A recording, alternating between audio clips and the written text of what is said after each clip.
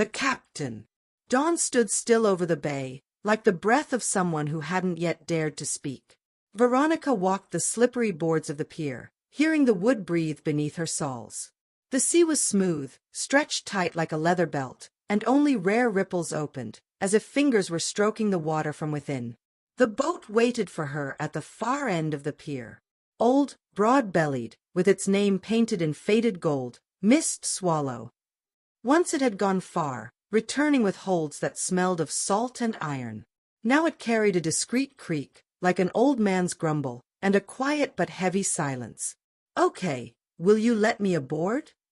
Veronica said, laying her palm on the hull. The planks under her fingers were warm, as if a heart beat inside the vessel. She climbed to the deck. The lines were neatly laid out, yet one end, the most important, the mooring line, had been crossed over itself, a trifle, but not on her watch. She'd been taught, a captain starts with details. Veronica loosened the tangle, checked the mast, looked under the tarp. Everything was by the book, and yet, not quite. A smell hung in the air, like wet wool. No dog, no cloth, just the smell itself, like a sign. In the wheelhouse the compass greeted her. The glass was webbed with fine cracks, as if scraped by a fingernail. The needle behaved, pointing north, but the moment Veronica touched the wheel it trembled, traced a nervous circle, and suddenly froze on nothing, neither north nor south, as if the world had been robbed of its bearings. "Don't play games," Veronica whispered with a smile. "I'll be captain whether you like it or not." She started the engine. A thin bass rolled through the hull, but at once the sound was cut off, as if someone had severed a thread. Veronica checked switches, plugs, power. All good. She tried again, the same, a brief inhale, then silence. As if the boat tried to speak and thought better of it mid-sentence. Fishermen on the pier were watching her. They traded looks, not hostile, just tired. Someone called out, not unkindly, more as a warning. "Girl, you can't prove anything to the sea. It decides on its own." Veronica didn't answer. She checked the tank. Fuel was there. She opened an old logbook she'd found in a drawer. The first pages held careful entries in another hand, dates, courses, wind. The last pages were gaps, salt stains, ragged phrases. "Won't let me out. It hears, night, watching from the lower deck." The letters looked faded not by time but by a stare. She stopped at one line, "A captain is the one who hears before the others do." Veronica ran her finger over it, and the ink darkened for an instant, as if it had come alive, then paled again. Fog began to gather over the bay. Not the usual milky veil, but as if thin figures rose from the water and fused, forming a wall. The fog moved against the wind. For a second Veronica thought someone was walking on the surface, slowly, without splashes, carrying a lantern. She blinked, empty. "Fine," Veronica said. "If not by force, then by attention." She shut everything down, leaving only the hatch to the engine room open, and listened. Inside the hull, sounds arranged themselves in an uneven beat, echoes of old crossings, the memory of storms, the rough sighs of wood, and an almost inaudible tapping, as if someone slowly scratched the inside of the hull with a claw. The rhythm was recognizable. One, pause, two shorts, pause, one again. Morse. Veronica crouched, pressed her ear to the floor. The tapping came from the forepeak. She went down to the hold. The air thickened, smelling of iron and seaweed. Her flashlight pulled familiar shapes from the dark, barrels, crates, empty nets. And then, between the salt-cured planks, a black smear, like a wet palm had passed there. The trace ran toward the bow and vanished beneath a bulkhead. The tapping stopped. "I hear you," Veronica whispered. "But don't toy with me. We're going to sea. Together." She climbed back to deck. The fog already cinched Mist Swallow like lace woven from other people's breath. From the pier came the cough of old Gregory, who remembered every boat by its name and every name by its character. "Veronica," he shouted, "this hull's got a temper. It loves folks who don't give up. But it doesn't forgive lies." "I'm not lying," Veronica said. "I'm here for real." Gregory flicked his hand as if in blessing. And in that very instant the engine roared to life by itself, steady, with a deep eagerness, like a beast recognizing its owner. Veronica hadn't even reached the switch. Warm vibration ran through the deck, her palms, her heart. The compass jolted and slowly settled on north. The fog opened, leaving a narrow corridor, a thin path leading from the bay into the gray. Veronica smiled. She took the wheel. The boat moved forward, obedient yet a bit stubborn, like a dance partner willing to be led but keeping the right to a step. At the harbor mouth, a wave hit the side. Not high, but heavy, like a stranger's hand on the shoulder. Veronica held her course. Then the air by her ear turned colder, as if someone leaned close to her temple. A voice came, neither male nor female, like water whispering over pebbles. "Captain, don't rush. The sea has a long memory." Veronica didn't turn. She'd been taught, don't talk to what you can't see. But the words stuck inside her like a splinter of salt. A long memory. So Mist Swallow remembered something. Perhaps the one who'd held the wheel before her. Perhaps the reason the boat refused to go out. Veronica tightened her grip. "Then remember with me," she said. "I'll listen." A dull thud rose from below. The boat shuddered, like with a hiccup. The engine rasped, but didn't die. A shadow surfaced ahead in the water, like a scrap barely showing. Veronica gave her little throttle, swung around it, and saw it wasn't scrap. A wooden cross, humble, bleached by salt, stood from the water at the edge of the channel. On the crosspiece, a word cut with a knife, unreadable from a distance. The wave struck. The cross nodded as if in greeting. Veronica dropped anchor. The fog folded in again, shrinking like a pupil. The fishermen on the pier fell silent, as if someone had yanked the sound from the world. Veronica lifted her binoculars, slid the lens along the letters. On the crosspiece a familiar lace of scars flashed, a name. And in that name there was something painfully her own, like a long-forgotten melody you recognize from the first note. The name matched her middle name. The sea was looking straight into her. The boat moaned low, and the wheel in her hands went damp for a heartbeat, as if cold fingers had been pressed to it. Veronica closed her eyes. She understood. The game was over. Negotiations had begun. And if the sea truly remembers, it will ask for payment, not coins or fame, but the thing it hurts most to give. She opened her eyes, weighed anchor, and without looking away from the cross, whispered, "We'll come to terms.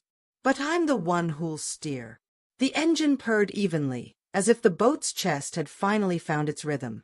Veronica held her course along the stony ridge where the waves broke softly, like a whisper. The cross in the channel swayed, neither for nor against, merely marking a memory too old to argue with. The fog built her a corridor, pale walls off both rails, and overhead a narrow strip of sky, like a cut that won't quite close. Veronica listened, the tapping in the hull again. One, pause. Too short, pause, one. Not a threat, not a fault. As if someone were learning to speak. "Speak," she said. "I'm listening." On a shelf in the wheelhouse lay the logbook. The same line about a captain darkened suddenly, like a mark left by wet fingers. Veronica turned the page and saw that at the edge, near the spine, someone had long ago glued a narrow strip of an old chart. Over its worn lines, ink spelled, "Return the name and the sea will stop arguing." The name. Every boat has its true name, and the one used for convenience. If once, out of greed or fear, the old name was stripped without farewell, the sea remembers. And it doesn't punish with thunder but with little things, a choking engine, a capricious compass, tired hands that can't quite finish the right knot. The tapping came faster now. One, pause, two. Veronica went down to the hold. Her beam struck the bulkhead and bounced off something metal. Under salt and paint you could make out letters, old as scars. She scraped with her knife. Big flakes of paint sloughed off. From under the gray crust, like from under ice, a plate appeared, bronze veined in green, and a word that tightened her chest. Soft yet stubborn, like the wind before a squall. Faithful. Veronica traced the letters with a finger. The boat exhaled, slow. Mist Swallow is a beautiful name, she said aloud. But you were faithful. And you still are. She knew, names aren't changed just like that. You need a right. Not tricks, not superstition for its own sake, a pact. The sea loves pacts that say clearly, what you give, what you take, how you'll answer if you break it. She returned to deck. The fog pressed closer to the rail, as if listening. Veronica pulled a canvas sack from a drawer and found a shard of bottle glass, clear as an eye of water. She slipped off a glove and scratched a thin line along the edge of the stem. Not deep, just enough for the water to know, this is the name. Then she took a stick of rigging chalk and wrote on the inside wall of the wheelhouse 2 words, the old and the new. Beside them she sketched an equality sign, not schoolbook, hers, 1 short bar, and above it another, a little shorter. Brotherhood of Names. Do you hear me? Veronica said. I'm not stealing or hiding. I recognize both. 4 people, Mist Swallow. For you, faithful. If you agree, give me a sign. The bow bell answered. It hadn't rung since they'd tied her up. Now a thin tone ran through the metal like water through reeds. Once, no more. Enough. The engine raised its voice without her order, then gentled when she lay a hand on the lever. The compass quit shivering. The needle stood like a sentry and held north without irony. Veronica smiled. The words in the logbook paled, as if, agreement reached, they no longer needed to be a hint. Off to port, something shifted in the fog. A blot the color of wet wool peeled from the white wall and slid along the hull. Veronica understood. Seals, silent witnesses the sea sends to those it trusts. One lifted a muzzle from the water and looked at her with black bead eyes, not at the wheelhouse, at her. You checking me too? Veronica asked. Go on. The radio crackled in the corner. No frequencies, no call signs, just a soft rustle, as if someone were turning old photographs. Then, through the static, a voice pushed in, low and close, as if it spoke not by radio but right in her ear. Captain, keep the corridor straight. Don't speed up. And don't look back. She knew that timbre. Once, as a kid, she'd heard it at night when the wind worried the curtains and her father came home from tying off lines, smelling of salty copper and tobacco. Then he'd told her, the sea loves the patient. The hasty it feeds to itself. Now the same voice, with a tired smile, said almost the same, stricter. Dad! Veronica breathed, not believing, not arguing. The radio clicked to emptiness. The fog opened ahead of the bow and Veronica saw, dead on the track, a wooden box bobbed in the water, cinched with rusty wire. Not trash, a message. The swell nudged it toward the hull the way a child palms a toy boat. You like a game? Veronica nodded to the sky. All right. She hove to, caught the box with a boat hook, hauled it aboard. The boards were soaked but held. The wire bit her fingers. She snipped it with cutters, lifted the lid. Inside lay a heavy metal mug, a pair of clever little knot boxes, and an envelope sealed with waterproofed wax. In the wax, a simple, unmistakable seal, a swallow perched on an anchor, and by its wing a mark so small it was almost invisible, like the trace of a claw. Only one man in the world used that sign. The one Veronica had always called by his name, and the sea by his title, the pilot. Her fingers trembled. She slit the envelope with her knife. The paper smelled of salt and ginger. Inside, a page in quick, masculine handwriting. The words had blurred, water had found a seam, but the heart of it was clear. If you're holding this, it means Faithful has chosen you. Don't argue with her. She can't be dragged by force, only led. Don't go into open water until you pay the debt. The debt is the name. And one more, the memory. At the mouth of the bay, to the right of the cross, under a stone there's a chain. When you heave it up, you'll understand why the sea wouldn't let go. And remember, knots aren't untied by hands, but by a word. Veronica tucked the letter into her chest pocket, as if hiding it by her heart. The pilot's words cut the air clean, without splinters. "Friends," she said to the camera she'd fixed in a corner of the wheelhouse. "You hear that? This isn't a fairy tale. Sometimes to move forward, you have to give names back, to things, to people, to yourself. And you, write what the sea calls you. We'll see if it matches." She stopped the recording. Here, promotion and likes weren't about numbers. They were about a breath growing used to her voice. Veronica brought Mist Swallow around in the narrow pocket of fog and headed back toward the cross. The pilot's gift rested by her boots, rocking like a friendly animal. The cross received them as you receive those who return with their hands full. The water lay flat. Veronica tossed a grapnel, a little hand anchor, and after counting to 5 with her breath, dropped a boat hook with a loop into the water by a white rock near the daymark. The line came taut at once, as if someone below had grabbed it. "Pull," she told the boat. And the boat pulled. Not flashy, stubborn. First, with a dull groan, rust rose from the water, as if the sea were spitting up an old grudge. Then iron showed, rings grown into the silt. And finally, into the light came a chain, heavy as a word left unsaid. On one link hung a piece of rebar bent into a clumsy sign. Veronica understood. With that sign, long ago, someone had nailed the faithful plate beneath layers of paint so no one would find it. Nailed it rough. Without permission. Without a right. "There you are," Veronica said, relief and anger in her voice. No wonder she resisted. She set the nameplate on her knees, brushed the cold bronze with her lips. Then, as her father had taught her, she spoke aloud. "Your name is Faithful. Your name is Mist Swallow. I acknowledge your 2 destinies. I give the old one to the sea, so it stops hurting. I leave the new one to the people, so they know whom to thank for the road home." The fog quivered, like skin under a touch. The cross nodded. Deep in the bay a fine whistle rose, like a child's laugh. The boat, up on tiptoe, stretched forward.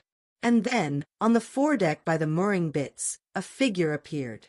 A girl in a yellow raincoat, skinny knees, hair pasted to her cheeks by seawater. She stood without holding on and looked at Veronica with the seriousness of someone who has waited a long time. "What's your name?" Veronica asked, not taking a step lest she scare her off. The girl opened her mouth, but instead of sound the radio rasped, "Crackle, hush," and the calm, even voice of the pilot. "Don't hurry, Captain. It's too soon to know her name." The girl smiled, and dissolved into the fog, like a smile in water. The engine picked up. The compass held fast. The corridor widened, promising not only a path out to sea, but a way into a story that before her no one had dared to finish. "All right," Veronica said, taking the wheel with both hands. "Let's go. Together now." Open water didn't greet them with wind, but with silence, heavy as wet velvet. The swell rocked them gently, as if something huge and lazy turned over beneath the surface. Veronica kept Mist Swallow along the shelf where the depths begin to speak in bass. In the hold, the tapping started again, stubborn, measured. Not failure. Speech. "I'm here," she told the boat. "No tricks. I'm listening." A blip flared on the radar and winked out. It flared again, farther to port, as if someone walked alongside but didn't want to be counted. The fog opened and closed like eyelids. To port, near the mainmast, the ship's bell swung softly. No one had touched it. Veronica set down her dog-eared knot-book, marked by salt.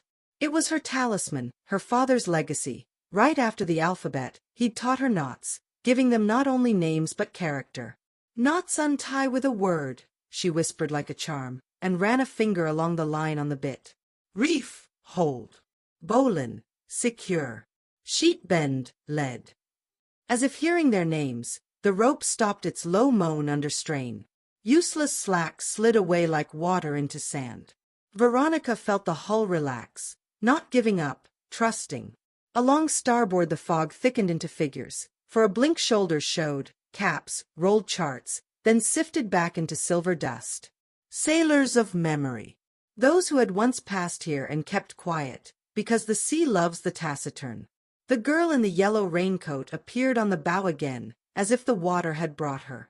She leaned down, touched the knot on the bit with a finger, and shook her head, solemn, like disapproving a grown-up's work. "Show me," Veronica asked.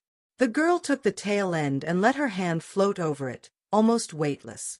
The knot Veronica had been cinching a moment before unspooled by itself, gently. No force. Only a name, which the girl whispered too softly to hear. Veronica tried to shape that form with her lips in the air. It came out awkward, but the line answered as if appreciating the effort. The radio woke again. First a faint scrape, like a finger on glass. Then the pilot's voice. "Captain, off your starboard there's a rock holding more than the chain. Beneath it is memory. Memory always has weight. Don't haul with brute force. Give the word first." "Which word?" Veronica pressed the mic to her lips, her throat dry. "Yours," said the pilot. "And the one of whoever gave you your middle name." Veronica shut her eyes a second. The cross in the bay, the bleached crosspiece, the scarred letters, everything aligned. A middle name isn't just a line on paper. It's the rope that tied you to memory so you wouldn't drift away. She took off course, eased to bare steerageway, and dropped anchor by a window of water the fog had pulled aside, flat as glass. She lifted the grapnel, checked the eye, ran her thumb over the metal. Turned toward the camera. "Friends," she said softly, "I'm going to do what I've been afraid to do. Not for show. So faithful we'll stop arguing. If you have a name you never say out loud, try how the world sounds when you give it back." She stopped the recording. Inhaled. And for the first time in years, she spoke it clean, without stumbling. "Mikhail." The air went humid, as if someone had turned on rain in the wheelhouse. The engine groaned and fell quiet, not offended but bowing. Under the deck, something shifted, scraped, and the viscous force that had held the chain let go. Veronica dropped the grapnel by the white rock. The line slid into the water, came tight like a string. She whispered, "Reef, hold, bowline, secure, sheet bend, lead." And added, "Mikhail, release." She pulled not with muscle, but with presence. The boat pulled with her. Clay stirred below. A disgruntled silt rose. And into the light, with a churned ooze, came a small chest, not the one the swell had delivered, another, a little ship's coffer, riveted, with a narrow slit of light leaking from a seam. "Let's go," Veronica breathed. She dragged the coffer to the deck. The metal chilled her palms but didn't bite. She set it on her knees, and in that moment the girl in the yellow raincoat sat beside her, as if the normal thing were that they'd unpack a toy box together. Veronica didn't look straight at her, so as not to scare her off. "Help me," she asked. The girl nodded. She pried a tiny nail into the crack, and the lid yielded, as if it had been waiting for that touch. Inside lay a small ship's bell, salted white, and a thin piece of teak branded with a name, Marina. Beside it, a short anchor line, neatly spliced, and a tiny button from a child's coat, yellow, rimmed with salt. "Marina," Veronica repeated. And everything came clear. It wasn't a man. The sea had a woman on the threshold. She had been captain before Veronica, maybe not on paper, but in fact, she'd led faithful the day everything went crosswise. And she had a daughter. The girl who now stood on the bow, who came and went like the tide. The radio clicked, like a cough. "See, Captain," the pilot's voice grew warmer. "It isn't your curse. It's their unfinished road. They need someone to say it out loud."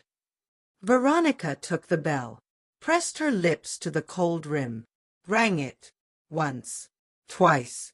The sound wasn't bright, but deep, like a fish leaping in the dark. The fog ahead trembled, folded into a thin opening. "Marina," she told the boat, "I heard you. And your daughter's name, I'll learn it myself when it's time, not before." The girl smiled. She sprang up like a bird and ran along the rail, steps light, not quite real.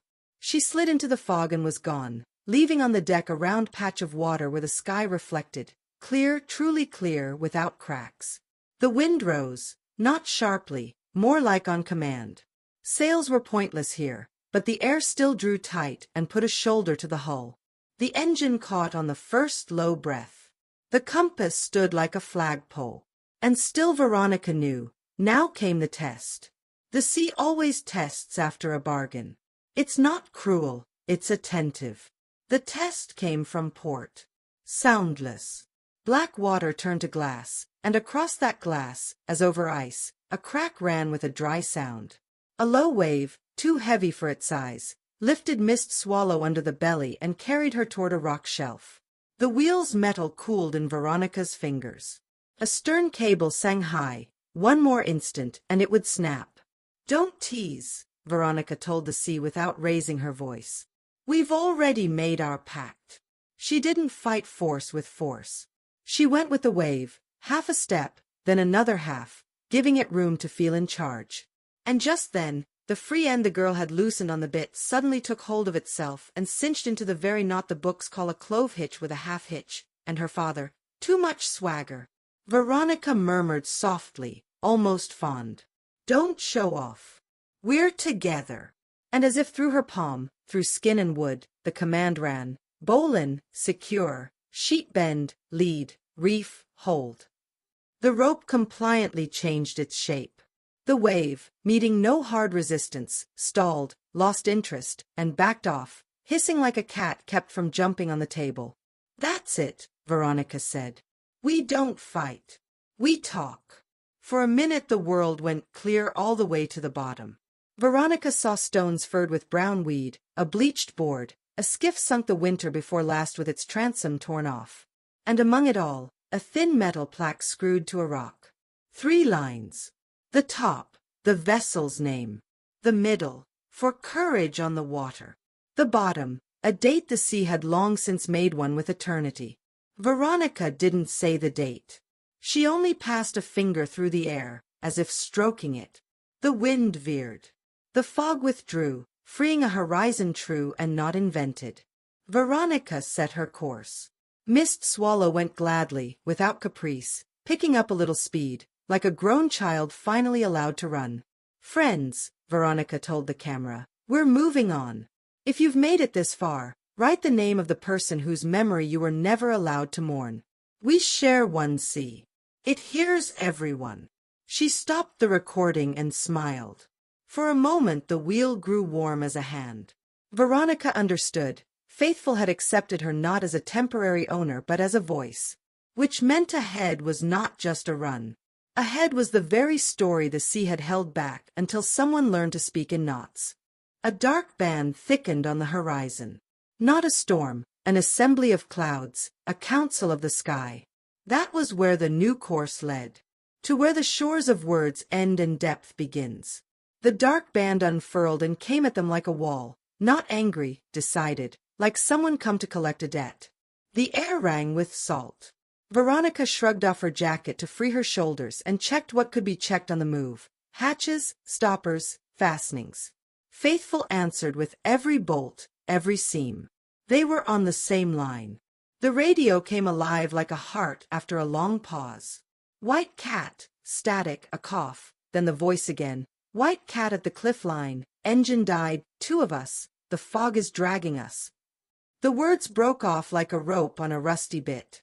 Veronica glanced at the fog corridor. It still held, but began to narrow like a pupil under a lamp. "Copy," she said into the mic. "Hold on. We're coming." The wind took the boat by the shoulder. A wave rose half a length, heavy and dull, and came on the diagonal, testing where it would hurt most. Veronica didn't meet force with force. She drew a curve, and the wave, finding no stubborn wall, fell apart, losing its back. The girl in the raincoat stood at the cutwater, hand raised like a signalman. Veronica read her gestures without words. "Knots, at the word," Veronica whispered. "Reef, hold, bowlin, secure, sheet bend, lead." The lines stopped screeching and began to sing, not a melody, an accord. The hull settled into the course like into a palm. The compass stuck like a nail. To port, through a split in the fog, rocks showed, not high, but sharp as a poorly shaved beard. That's where White Cat had climbed, small white as its call sign promised, with its transom stubbed off. 2 men on the bow, soaked, eyes already harboring the kind of fear the sea likes to swallow first. Grab it! Veronica shouted, throwing a heaving line. The first man missed, fingers wooden as in winter. The girl stepped forward, touched the line, and it seemed to find its own way, landing around the man's wrist. He clenched. The second man took hold. On my count. Veronica felt the air tremble. 1. Haul in. 2. Swing your bow. 3. Go with the wave. They obeyed. Not because they knew her, but because her voice finally carried the keynote, the one her father had talked about, the note that makes a captain. Not volume. Responsibility. The wave took them all at once and shoved them toward the rocks. Veronica didn't tense. She let it take half a step, and, breathing with the water, edged Mist Swallow to port just enough to steal its leverage. The line screamed, but held. White Cat slid off its stone with a groan. Keep that line, Veronica said, steady. And look at me. Only me. They looked. And that saved them. The gaze is a knot, too. The weather worked itself up, not out of anger, but from pique at being outplayed not by brute force but by attention. Lightning without thunder split the sky, like a photograph taken in silence. The girl on the bow raised both palms, and the fog, obedient as a dog, sat. Right then, the familiar hush on the radio. "Captain," said the pilot, and his voice held not instruction but respect. "The starboard day mark's gone. Steer by the rock with a cross. It's yours now. Yours." Veronica heard it like a vow.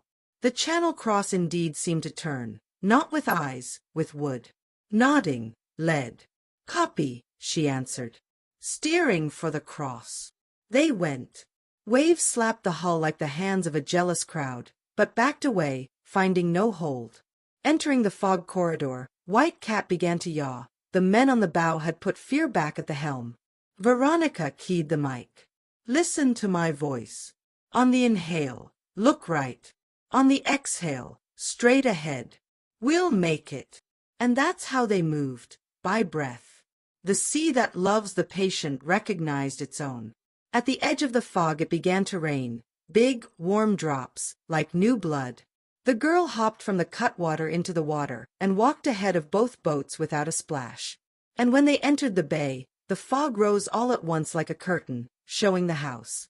On the pier stood Gregory. He didn't shout. He took off his cap and pressed it to his chest. The fishermen were silent, the kind of silence that contains recognition. Veronica shut down the engine. The metallic quiet hit the ears, alive, like 100 people going silent at once. She turned toward White Cat. The men on the bow couldn't stand. Their legs wouldn't obey. "You're home," Veronica said, surprised by how simple it sounded. The sky over the bay cleared slowly, as if someone were patiently wiping glass. The cross in the channel stood straight. On its crosspiece, the sun dried the salt, turning it to tiny sparks.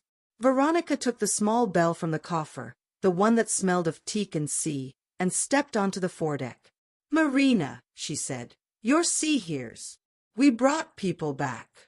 I'm returning the bell to where it'll ring not from memory, but from the road." She hung the bell under the jibstay, where the sound travels through the whole hull like the heart through the chest. She rang it once, as before. The sound lay over the water and went toward the cross. The girl in the yellow raincoat stood beside her, no longer a specter, as alive as gratitude can be. "Will you say the name?" Veronica asked gently. The girl smiled and shook her head. "Not yet." But she raised her hand and showed what mattered. Veronica understood. The name isn't the main thing. The main thing is that now she has a place to come back to, if she wants. Memory has a home. Gregory came aboard without fuss, like stepping onto an old friend's dock. He stood a while, looked up and down, ran his hand along the gunwale. "Well then, Captain," he said, as if he'd always called her that. "What now?" The word slid into place like a key in a lock. Veronica didn't grin wide. There was too much in her chest to spill. "We work," she said. "Faithful has a route. Mist Swallow has people." She went down to the wheelhouse. On the inside wall, where she'd chalked the equality sign, the chalk hadn't rubbed off. If anything, it had sunk into the paint.